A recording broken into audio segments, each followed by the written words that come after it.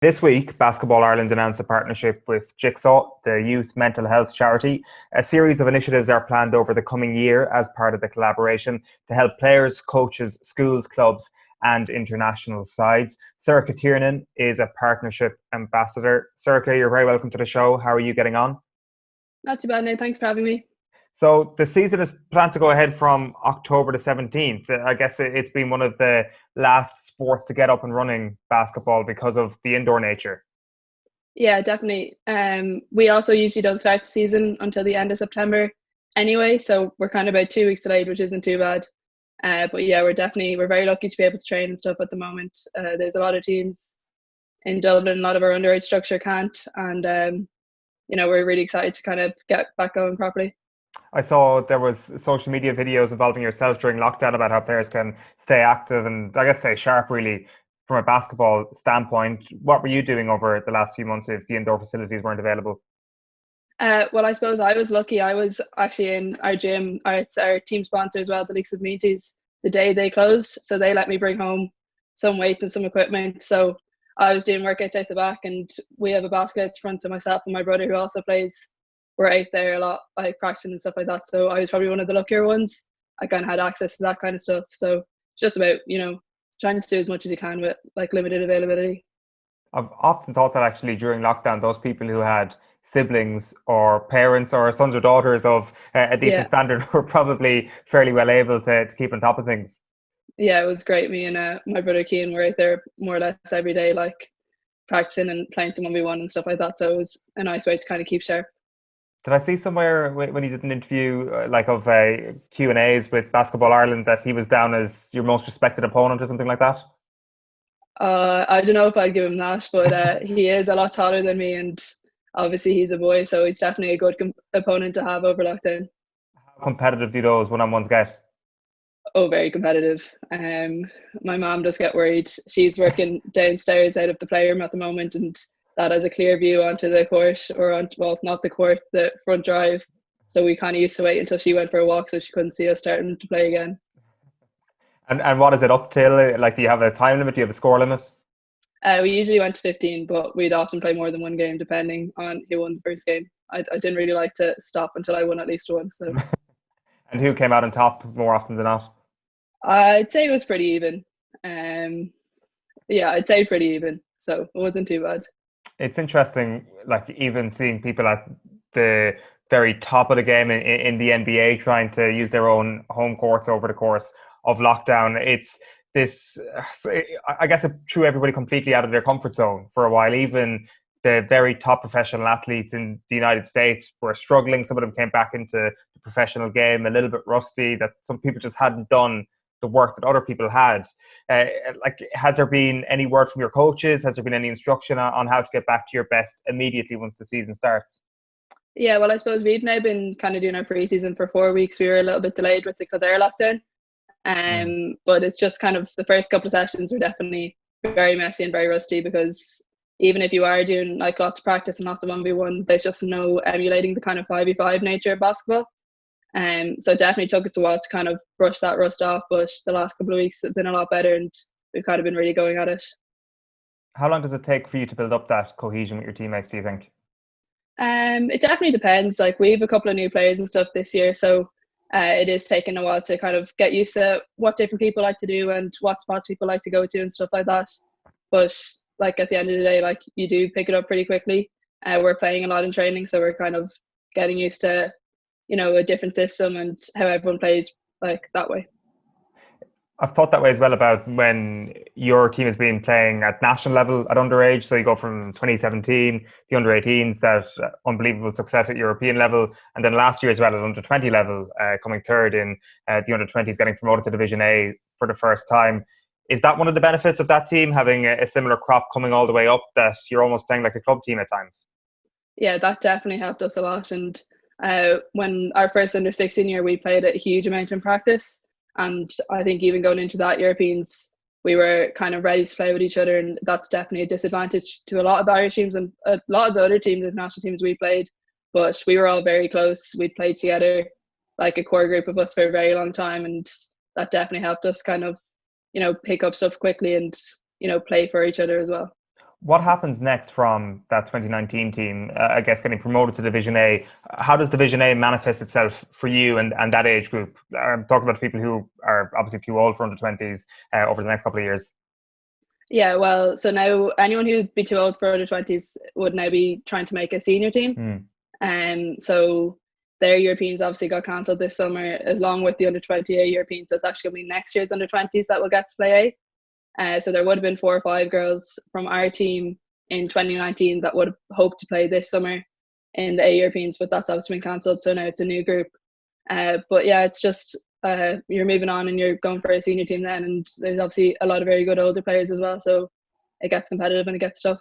Okay, because I was just wondering when the next events were, but essentially they haven't happened yet after No. last year. Yeah. Right, okay.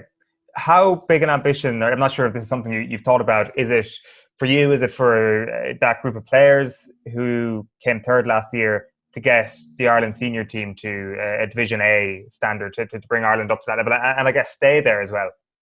Yeah, I think it's a really big ambition, not only for our group players, but some of the older players and some of the younger players and the management staff as well. I think, probably about 10 years ago at this time, we kind of were at that level. Unfortunately, then with the kind of crisis and Basketball Ireland losing funding, they kind of had to step back from that. But I think it's like we have a very good group of like players in that kind of age bracket that really want to push to try to get Ireland back to the top level of basketball in Europe again. I guess what you've heard is only anecdotal stuff. You weren't there 10 years ago. Is your sense, though, that Basketball Ireland, that this team is more braced for the challenges that lie ahead now than they were 10 years ago? Well, I suppose it depends. Like, we probably have an advantage that we've been playing together for like a long time and, competing at a high level for a long time. And I think generally basketball in Ireland, like especially in the women's, has really improved over those 10 years. They were an extremely good team. Like, there's a lot of legends that would have played in that team, a lot of people I would have looked up to a lot, some who are still playing now. So definitely they kind of like showed, I'd say, us that it could be done, and it'd be nice to try kind of get back to that standard again. You were in with the seniors from 2018, right? Yeah, I played with them that summer, yeah. How quickly did that help your growth accelerate? Was it all positive? Was there any setbacks at all when you get thrown in that young to the senior team? I think it was really, really positive. Like, right. For me, like, it was, just a huge honour to be able to play for them at such a young level, and to kind of be around the calibre of players there really opened my eyes to like the amount of work that a lot of those players put in, and how much work you have to continue to do. Like, it's not easy to make a team, but once you make a team, that's only half the work. You kind of have to keep pushing and stuff like that. So that was really cool to kind of have that kind of access to some of those players for the kind of few months that in the run up to the Europeans. When you say the sort of work that you need to put in, how does that change for you then? How does your work ethic develop? What different things are you starting to do to get to that level after that point? Well, definitely a lot more gym work. Like, when I was younger, I probably didn't put enough emphasis on that, and that's something I probably tried to get better over the last few years. And even just, it's kind of seeing that, like, you can work hard, but like, if you're taking a day off, that there's another 5 or 6 people there that are definitely doing work on that day, and kind of a little bit of accountability as well. So you kind of know there's always someone out there working, and if you're not working, you're falling behind. How big an impact was that at underage level at all? Like, when you talk about that gym work, what was there a program that you had in order to get up to that speed, or was that actually just not really a part of your underage coaching for Ireland? It was there a little bit, probably not as much as it is now. It's, in fairness, it's kind of a pretty quickly growing area in general. So even in other sports, like having that kind of strength conditioning structure at underage levels has become more popular recently. And they're definitely doing a better job of that at the underage levels now. But when I was kind of coming through, it probably wasn't as big a deal. There wasn't as much emphasis put on it. But it's definitely just something that they are looking at improving, and they've done a good job of that as well. And was there a sense when you were going abroad to play in these tournaments that other countries were better equipped, had more strength and conditioning work done, basically? I'm sure that a lot of them did. Right. We probably came to a lot of those games with players of like kind of all, like, a lot of people, we didn't look like a basketball team at times, and you're kind of going up against, the likes of Ukraine, and they're all look the exact same. Like, we were kind of all different shapes and sizes, and like, I'd say they kind of looked at us in the warm-up kind of like, oh, what these are going to do here, but we left it on the course, and you don't have to be all the same to play basketball or play any sport really. For sure. I think as well, is it fair to say from a point guard's perspective that there is so much based on how well you can hit the shot, how well it comes down to your skills as opposed to Yeah, your strength and your conditioning. Of course, that helps. And if you're, I don't know, less tired come the end of the fourth yeah, quarter, you're going to be able to hit that shot better. But the repetition that you've been doing all your life, I'm sure, is the primary piece of practice that you've done. yeah. Of course, execution is kind of the most important thing, and stuff like working for each other is like probably one of the biggest things in basketball. We probably had that in spades over other teams, and tactically as well. It gets very very tactical when you're at those kind of tournaments and you're playing day in day out. But yeah, there's a lot more to it than just strength and conditioning, and our skill level was quite high going over, and that definitely helped us. How much responsibility do you put on yourself as a guard, whether it's for your club, whether it's for your country, in terms of actually getting on the scoreboard, in terms of hitting the 3-pointer? Because, I mean, the 2019 National Cup final, I think you hit 3 of your team's 5 3-pointers in that decider. Is that something that you go out to achieve yourself, that you are going to keep up your end of the bargain, not just with creating, but also adding a lot onto the scoreboard? Well, I think it depends on the match and kind of the matchups. Like, as a point guard, like your kind of first job is to kind of control the tempo and kind of run the team a little bit. And then anything you kind of like, if you can score on top of that, it's brilliant. Like different games, like, you'll have more opportunities to score. Other games, like one of your post players might have a huge advantage and they might be the ones that's scoring. So I think it's just kind of knowing what your team needs is more important than just going out and saying, I'm going to score 20 points, because, you could score 20 points, but you could still lose the game. And I've always been the type of player I'd prefer to score 2 points and win than have 35 and lose. So, Of course. If you were to be really selfish, though, which sort of game actually gets the best out of yourself? Is it if there's a lane open and you're kind of setting up the big players in your team all the time, or is it when somebody leaves you totally open and you're able to get on the scoreboard? yeah, well, if I'm wide open, I'm going to shoot the ball. I have confidence in myself to shoot the ball. My teammates have confidence in me to shoot it.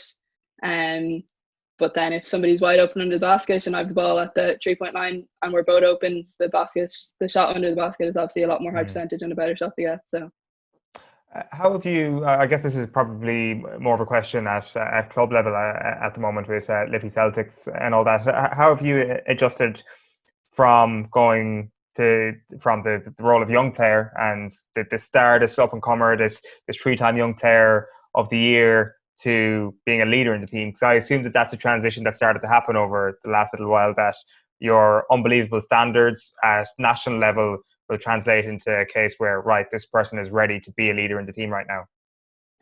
yeah, well, it's kind of two different roles. Like, I started playing with the team when I was 16, so I was very young, and I kind of got lucky that, I got to play. We had a couple of injuries and stuff the first year I played, and kind of broke my way into team from that. But it's just, I suppose, like, it's about kind of leading by example a little bit as well, and making sure you're putting the effort in and committed to all the training sessions and stuff like that. And we do have a very committed team, and we have a lot of leaders on the team. So it's kind of just, making sure that everyone kind of feels comfortable there, the younger players feel comfortable there and stuff like that. Obviously, I only just turned 21, so I'm still one of the younger players, but I've been there for a long time now. So, it's just making sure that everyone kind of is happy with their role and knows their role and is kind of ready to go. Yeah, it seems to me that is, whenever we talk to any sports person, the main way leadership is actually communicated is actually by playing really well yourself and running harder than everybody else in training. Yeah, and just showing people, like, you can kind of, like, if you lead by example rather than by your voice, it's generally a lot more effective, I think. For sure. So the season, Sorcha, plan to go ahead on October 17th. Have you been watching much of the NBA, any of the WNBA? Yeah, I have been watching a bit about. We're kind of all basketball heads here, so we've been keeping up with the NBA with our various different teams, and the WNBA as well. Their finals are due to start soon, so it's kind of an exciting time to watch basketball at the moment. Who's your team? In the NBA, I'd probably say Lakers, although I did really like the Nuggets as well. So I was kind of hoping for another 2 games of that series. And then the WNBA, I've always been a big fan of the Mercury. They've been out in the playoffs for a while now, but they were always my favorite team growing up. So it looks like Seattle are going to do the business in the WNBA. Is that fair to say? Yeah, I'd say so. They've been playing very well this year, and they've Brianna Stewart back after a year of injury, so that's been huge for them. And then I assume you're picking Lakers, but in how many games do you reckon they're going to get the job done against Miami? I'd say probably 5 would be my guess, but it depends how Miami play. They've been playing very well all playoffs, and Coach Fulcher has kind of had a different defense for every team he's played against. So it depends how they play them. They could do a very good job yet. He seems like an unbelievable coach.